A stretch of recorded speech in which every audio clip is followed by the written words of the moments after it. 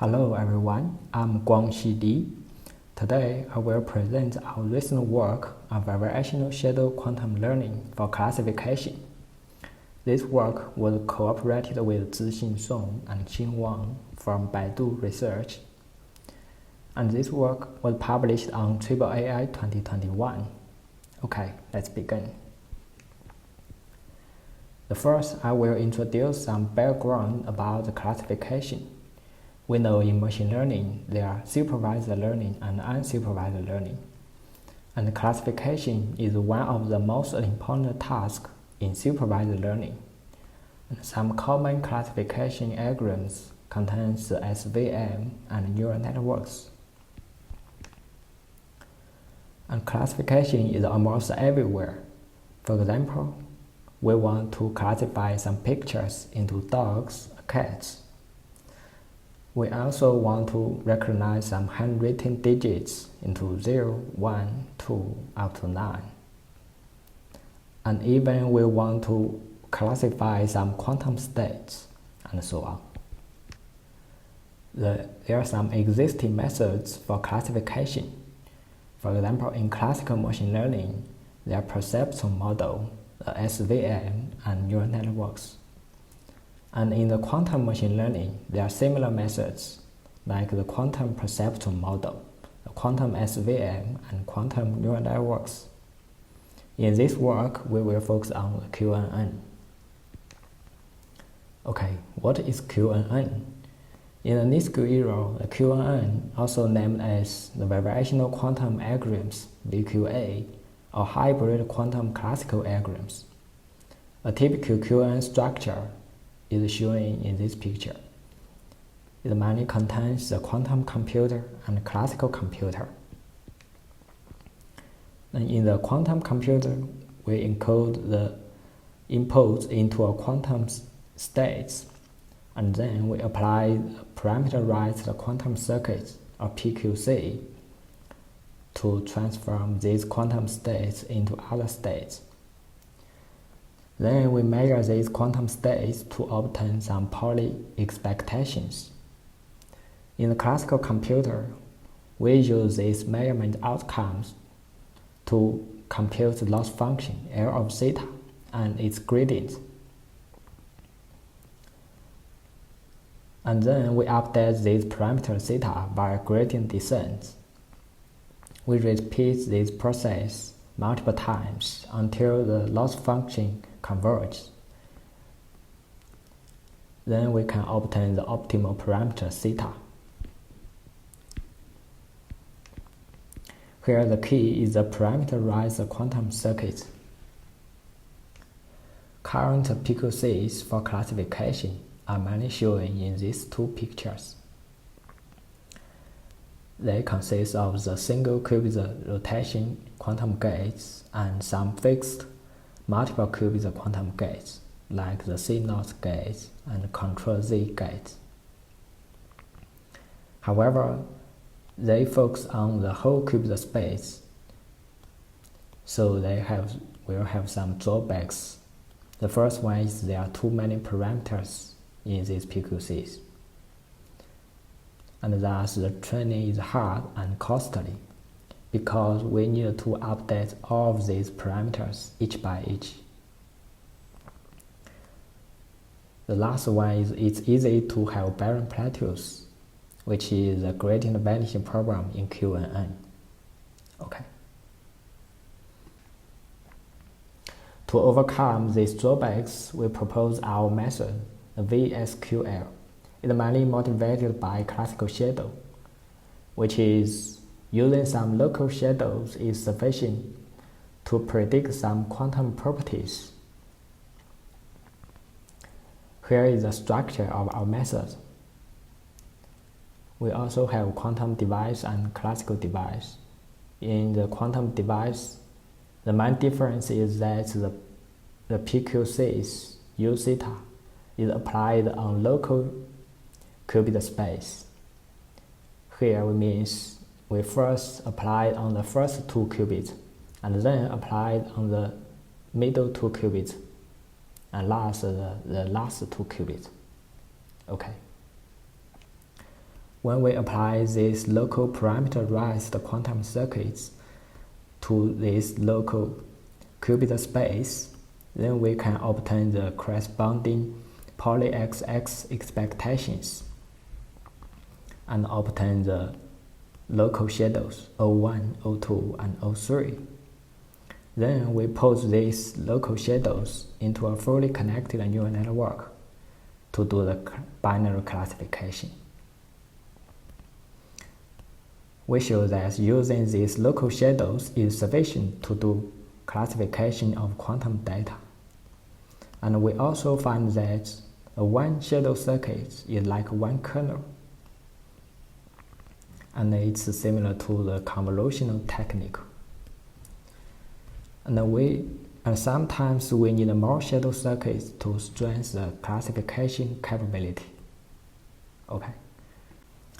Here is the algorithms of our method.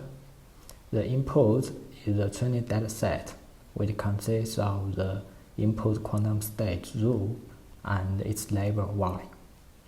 And the output is the final parameters. First, we need to initialize these parameters. And then we repeatedly apply the parameterized quantum circuits.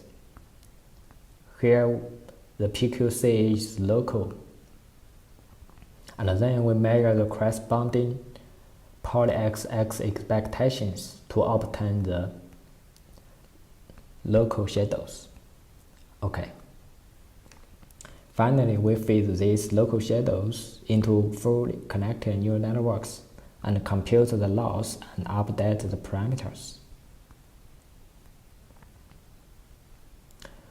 We repeat this whole process until some stopping criterion is satisfied. Okay. In the before, we introduced the binary case classification of our method, but we show that our method can also be applied to multi-level case. Here, in the classical device, we can just change the fully connected neural network to multi-level case. It's easy. Okay. The advantages of our method are as follows. The first one is it can be easily implemented on NISQ devices, and then it has few parameters. The most important one is it can escape the barren plateau issue, and then it can ensure efficient training.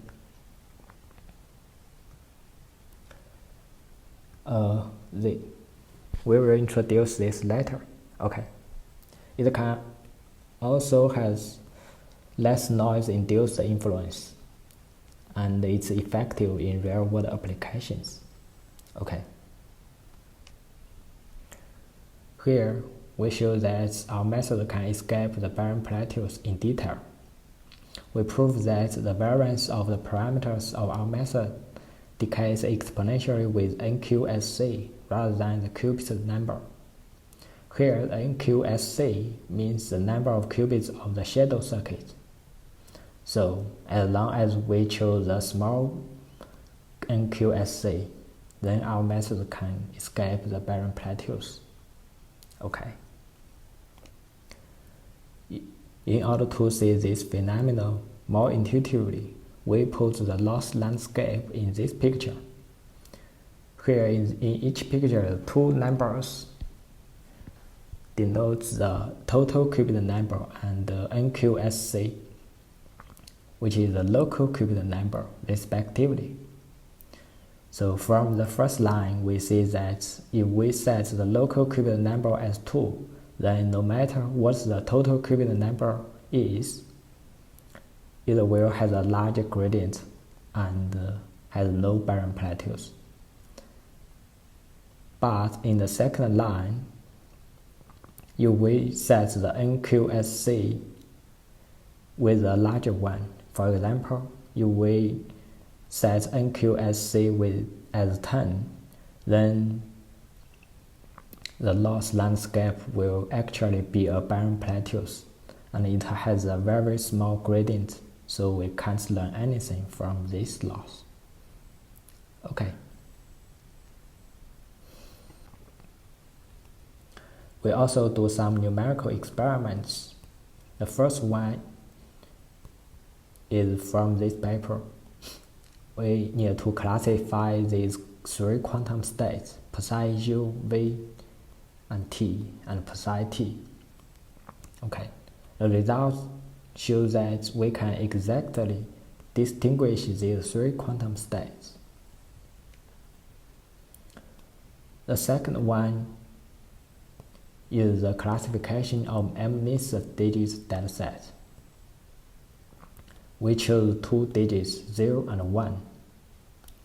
And the results show that compared with the existing 2 methods, our method can achieve a higher test accuracy while requiring much less parameters. For example, if we choose 1, if we set ns equals to 1 and d equals to 1, we only require 18 parameters to achieve a text accuracy higher than 99%. Okay. Finally, we give a conclusion. In this work, we propose the VSQL framework, which adopts the idea of classical shadows to distinguish quantum data. As a result, it has fewer parameters, less noise, and easy implementation. The important one is it can escape from the barren plateaus issue, and it's also suitable for practical applications. It also has some future directions.